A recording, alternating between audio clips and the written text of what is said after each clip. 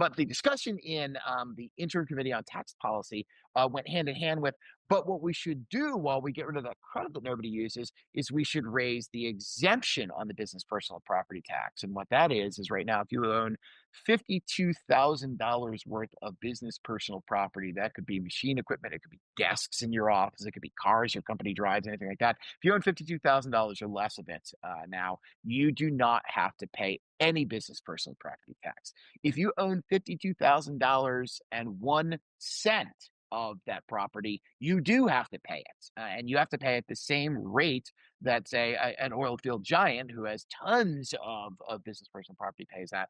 There was talk about raising that exemption to 75,000. That did not come about very strictly because of the budget crisis this year. And there's always been talk of, can we get rid of the damn thing? I mean, Yeah. why don't we just find some other way to reap our money. Now, the problem is with Tabor, and before everybody jumps on me, I'm just going to say this is a very specific problem with Tabor, not that Tabor is a problem, is that if you're going to get rid of a tax and you want a tax policy to be tax neutral, like say, hey, let's get rid of the business personal property tax, but maybe raise tax elsewhere in a more fair way, you have to go to the vote of the people for that. And that is much harder to pass. So I think what holds back discussion of getting rid of the business personal property tax is, where do we make that money up in a way that people would be willing to give us that money as a state government? And there's just no successful